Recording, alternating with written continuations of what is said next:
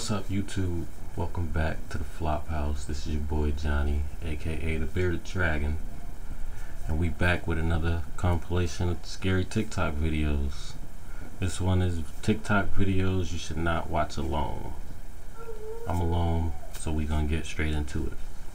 Let's do it.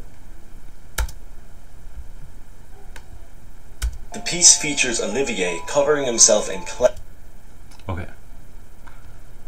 This dude is supposed to be an artist, but this piece that he did, this is like one of the this almost was one of the first TikToks I seen, and it was I almost never went back on that.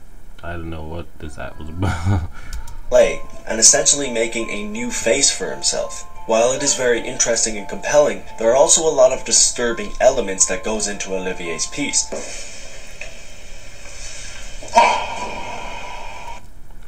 Like right there, that's like a perfect monster for a horror movie. Like he would be a perfect. He would make great horror movies, but that's crazy.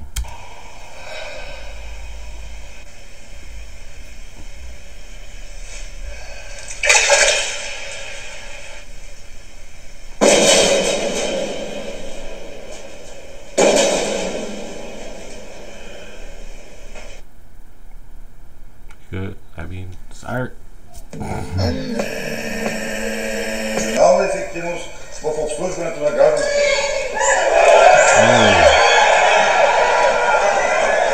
I seen this years ago. This is real old. Tried to assassinate him.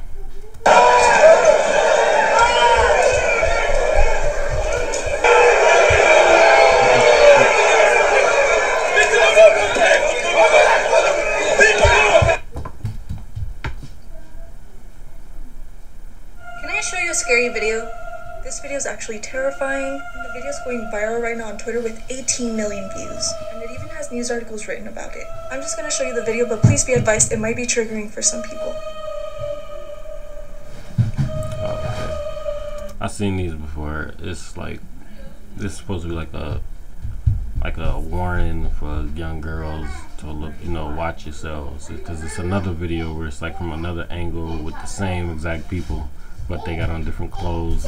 It's like just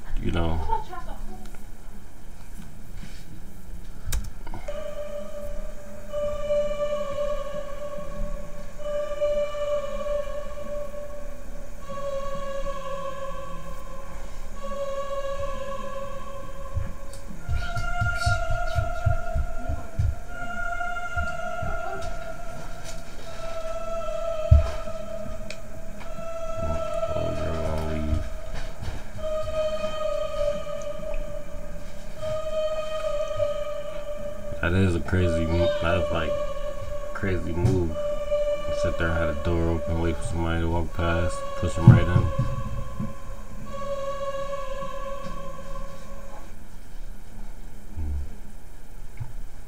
I keep your eyes open. This is what 25 million of you wanted to see. But for those who don't know, I found this locked box in my attic wall, and the key was rattling. Put it back. That's all I can say. Inside this mirror, someone didn't want us to find it, but we have.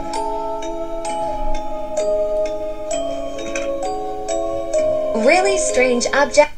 See, I already don't like, deal with mirrors, because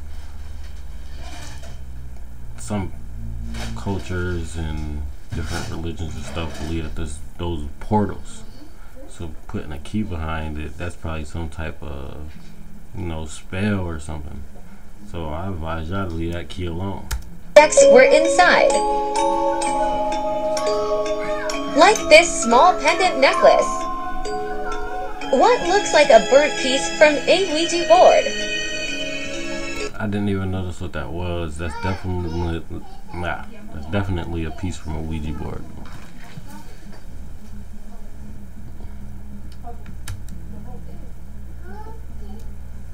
It's covered in wax. A second key. And this lock of hair. Not sure why it was hidden, but if there's a second key, there could be another box. Follow and we'll keep looking.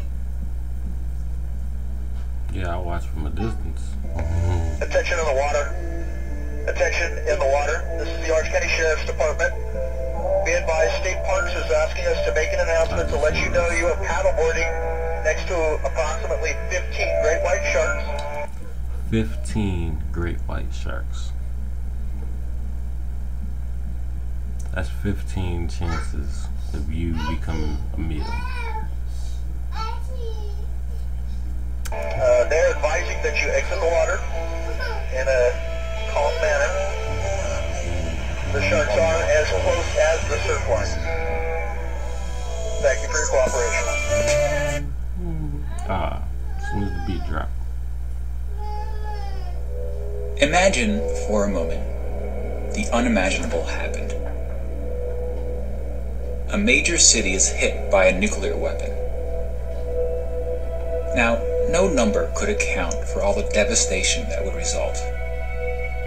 But we can put a number on the deaths. At least we can make an educated guess based on our understanding of what nuclear blasts do to city structures and people. We'll assume the bomb is detonated in the air to maximize the radius of impact, as was done in Japan in 1945. But here we'll use an 800 kiloton warhead, a relatively large bomb in today's arsenals, and 100 times more powerful than the bomb dropped on Hiroshima. Upon detonation, a fireball as hot as the sun would expand to a radius of 800 meters. Those near the blast would be vaporized. And within a 2-kilometer radius, all buildings would likely be destroyed. And we'll assume that virtually no one survives inside this area. Which, based on population density, would start the death tally at 120,000 people.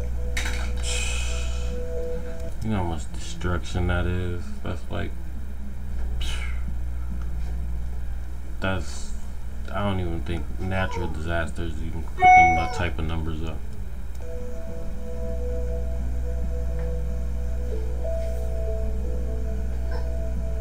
As you move further away from ground zero, estimating deaths becomes more complicated.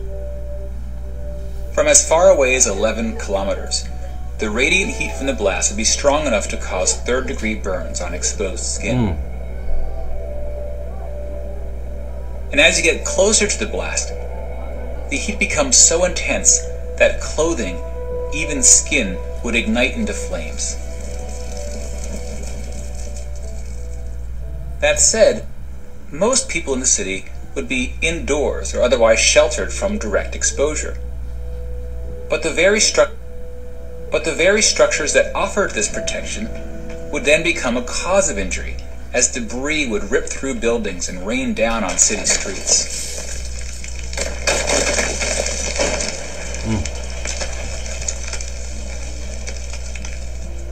As a rough estimate, we can assume that half the people... So not only you gotta worry about the radiation, if you're inside safe from the radiation, the building might fall on you. That's... Gotta invest in a bunker. Gotta give me a bunker. Between 2 and 11 kilometers from the blast are killed, from burns, debris, smoke, collapsed buildings, and radiation sickness. Which translates roughly into an additional 500,000 people. Many of these deaths will occur days, even weeks after the attack. Radiation sickness takes about a week to cause death. Now, much of the dust and ash produced from the explosion will be dangerously radioactive, especially if it originated near ground zero. And the distance the particles travel will depend on the wind and other factors.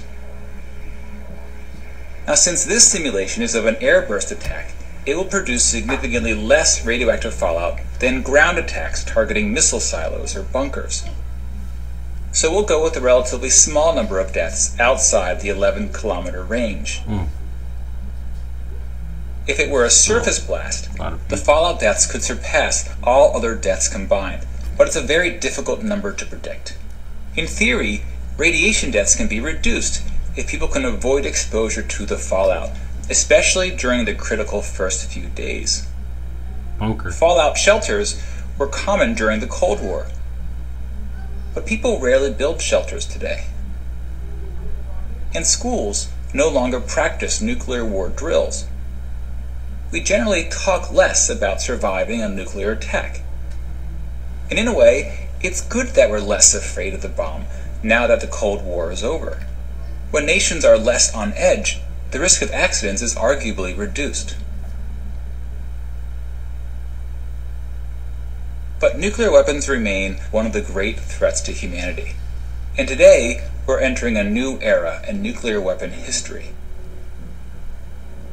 Long-standing nuclear arms treaties are being reassessed, and countries big and small face the prospect of new arms races.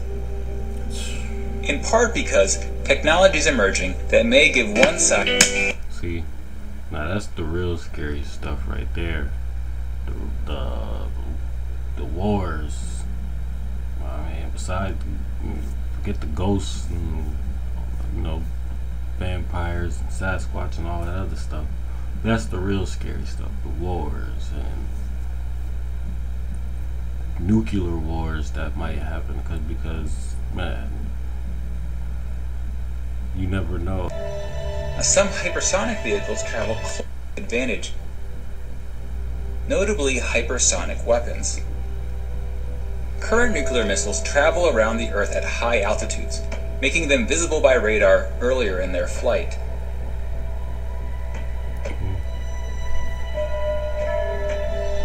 Some hypersonic vehicles travel close to the Earth, through the atmosphere, at least 5 times the speed of sound, giving defending countries far less time to react.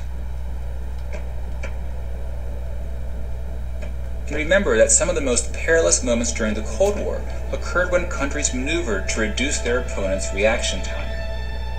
And the less time countries have to react, the more likely an accident will occur, or a rash judgment. And then you have smaller nukes that blur the line between conventional and nuclear weapons, providing a more slippery path to nuclear escalation. Wow. Now, for ordinary citizens, nuclear weapon policy may seem like a complex, even intimidating topic. But leaders often consider public perceptions when making policy. In many countries, voter opinion is an important factor. Whether you believe nuclear weapons have made the world safer or more dangerous, both sides generally agree that the bomb brings an unparalleled risk, and that there are things we can do to reduce the risk, like minimizing how many countries get the bomb, or scaling back Cold War arsenals, or stabilizing technology races, or pledging to never be the first one to strike. Such ideas have often resulted in signed treaties, some of which have held for decades.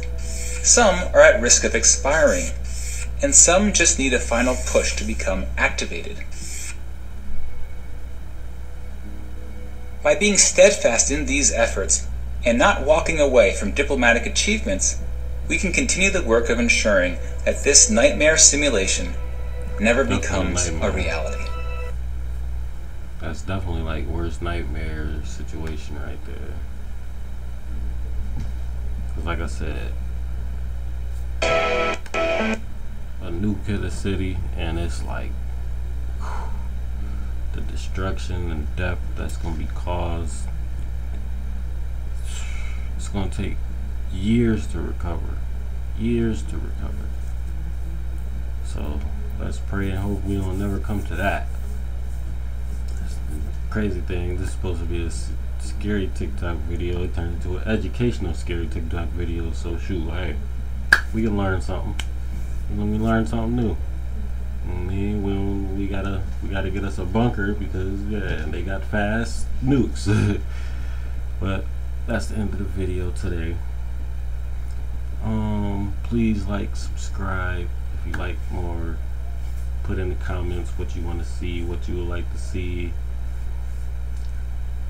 Welcome to the Flophouse.